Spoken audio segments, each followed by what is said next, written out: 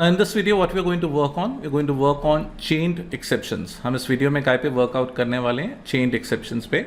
ना chained exception का concept क्या है? chained exception का कॉन्सेप्ट है हम एक exception को दूसरे exception से associate कर देते हैं. मैंने बोला हम क्या करते हैं, what we do, we associate one exception to another exception. मैंने बोला what exactly we do, we associate. The chained exception features allows you to associate another exception with an exception. The second exception describes the cause of the first exception. ये जो दूसरा exception है ये पहले exception का क्या बताता है, cause बताता है. मैं फिर से रिपीट करूंगा, ये जो दूसरा exception है ये पहले exception का cause बताता है. अब chained exceptions के लिए जावा में throwable क्लास के अंदर कुछ constructors ऐड किए गए हैं और कुछ methods भी ऐड किए गए हैं. So to allow chained exceptions, two constructors were added to throwable. पहला कंस्ट्रक्टर है थ्रोएबल. थ्रोएबल के कंस्ट्रक्टर में आप थ्रोएबल पास कर रहे हो कि भाई थ्रोएबल बोले तो आप इस एक्सेप्शन को थ्रो कर रहे हो, इसका कॉज क्या है, और आप चाहो तो इसमें आप कस्टम मैसेज भी बाइंड कर सकते हो. तो दूसरे कंस्ट्रक्टर में दो आर्ग्यूमेंट है, थ्रोएबल मैसेज क्या है और कौन से कारण से आ रहा है, दूसरे थ्रोएबल को कोरिलेट कर रहे हैं, मैसेज क्या होगा और दूसरे थ्रोएबल को कोरिलेट कर रहे हैं. तो कुछ कंस्ट्रक्टर ऐड किए, मैंने बताया दो कंस्ट्रक्टर हैं. थ्रोएबल के कंस्ट्रक्टर में आप थ्रोएबल पास कर सकते हो, दूसरा कंस्ट्रक्टर थ्रोएबल के कंस्ट्रक्टर में आप थ्रोएबल के साथ कस्टम मैसेज भी पास कर सकते हो. मैंने बोला अपार्ट फ्रॉम कंस्ट्रक्टर्स इसके साथ दो मेथड्स भी ऐड किए गए हैं थ्रोएबल क्लास के अंदर.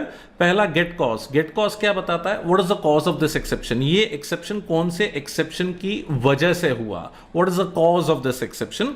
और दूसरा मेथड कौन सा है, init cause. Init cause associate करता है, it links the first exception to the second exception. मैंने बोला दोनों एक्सेप्शंस को लिंक करने के लिए हम कौन सा मेथड यूज करते हैं, इनिट कॉज. इसको मैं एक छोटे से एग्जाम्पल के थ्रू एक्सप्लेन करता हूं. काय का कॉन्सेप्ट, चेन्ड एक्सेप्शन का. मैंने बोला काय का कॉन्सेप्ट भाई, चेन्ड एक्सेप्शन का. तो यहां पे मैंने क्या किया, what exactly I have done, I have created a class, the name of my class is chained exception demo. मैंने क्लास बनाई चेन्ड एक्सेप्शन डेमो. इसमें एक सिंपल सा स्टैटिक मेथड बनाया है जो कि नल पॉइंटर एक्सेप्शन को थ्रो कर रहा है. हमने पिछले वीडियो में देखा थ्रो स्टेटमेंट को, throw is used to generate an exception.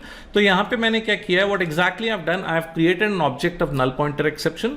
Null pointer exception एक अनचेक्ड एक्सेप्शन है, ट्राई कैच लगाना ऑप्शनल है ना. लैंग पैकेज से आता है, मैंने बताया जावा में सबसे ज्यादा आने वाला एक्सेप्शन है. तो नल पॉइंटर एक्सेप्शन में मैंने मैसेज क्या डाला, top layer. So what is the message associated to null pointer exception, that is top layer.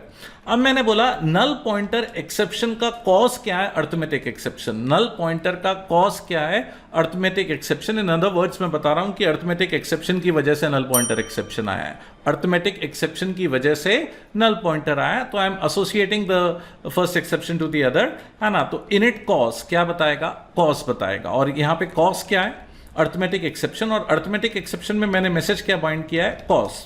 मैंने नल पॉइंटर एक्सेप्शन को थ्रो कर दिया. तो एक सिंपल सा 3 लाइन कोड है जिसमें मैंने एक एक्सेप्शन को जनरेट करके थ्रो कर रहा हूं, लेकिन मैंने इसके साथ दूसरे एक्सेप्शन को बाइंड कर दिया. किसके थ्रू, कॉज के थ्रू, इनिट कॉज के थ्रू.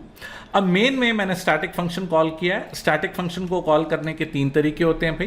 क्लास के थ्रू कॉल कर सकते हो, ऑब्जेक्ट के थ्रू कॉल कर सकते हो, और सेम क्लास का स्टैटिक मेथड है तो डायरेक्टली भी कॉल कर सकते हो. तो हमने क्या किया, डेमो मेथड को कॉल किया.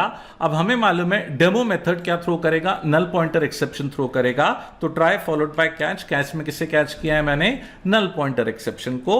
और मैंने नल पॉइंटर एक्सेप्शन को डायरेक्टली क्या कर दिया, डिस्प्ले कर दिया. तो उसका टू स्ट्रिंग मेथड कॉल होगा. नल पॉइंटर एक्सेप्शन की डिटेल स्क्रीन पे आ जाएंगी. और नल पॉइंटर में हमने मैसेज के एसोसिएट किया था टॉप लेयर, तो ऐसा कुछ बताएगा टॉप लेयर करके. फिर मैंने बोला कि भाई ये नल पॉइंटर एक्सेप्शन आया क्यों, किस वजह से ये नल पॉइंटर एक्सेप्शन आया, कौन से एक्सेप्शन के कारण ये नल पॉइंटर एक्सेप्शन आया.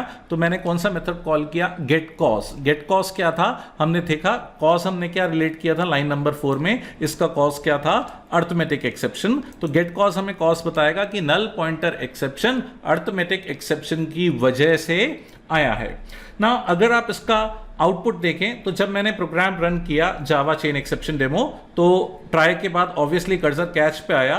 तो यहां पे मैसेज लिखा हुआ आ रहा है कॉट. कॉट के अंदर क्या बोला भाई, किसको कैच किया इसने, नल पॉइंटर एक्सेप्शन को, और इसके साथ मैसेज के एसोसिएट किया था हमने टॉप लेयर. और जब हमने कॉज निकाला तो ओरिजिनल कॉज क्या बोल रहा है, अर्थमेटिक एक्सेप्शन. तो हमने नल पॉइंटर को रिलेट किया किससे, अर्थमेटिक एक्सेप्शन से, और बताया कि null pointer exception arithmetic exception की वजह से आ रहा है. और रिलेट करने के लिए हमने कौन सा मेथड कॉल किया, इनिशियलाइज कॉस, और कॉस को फेच करने के लिए हमने क्या कॉल किया, गेट कॉस। मैं 2 पॉइंट्स बोलना चाहूंगा इनिट कॉस मेथड के बारे में। पहला, आप इनिट कॉस को केवल एक ही बार कॉल कर सकते हो। इनिट कॉस को केवल एक ही बार कॉल कर सकते हो। अगर आपने इनिट कॉस को एक से ज्यादा बार कॉल किया तो इलीगल स्टेट एक्सेप्शन आता है। दूसरा, आप इनिट एक्सेप्शन में यहां पे अर्थमेटिक के कारण नल पॉइंटर आ रहा है, तो आप नल पॉइंटर के अंदर नल पॉइंटर नहीं पास कर सकते। इनिट कॉस के अंदर उसी एक्सेप्शन को कॉस उसी को नहीं बता सकते। अगर आपने सेम एक्सेप्शन कॉस बताया तो इलीगल आर्ग्यूमेंट एक्सेप्शन आता है। तो केवल एक बार कॉल कर सकते हो, और एक एक्सेप्शन के अंदर रीजन कोई दूसरा एक्सेप्शन बताना पड़ेगा। उसी एक्सेप्शन को बताओगे तो इलीगल स्टेट एक्सेप्शन आएगा।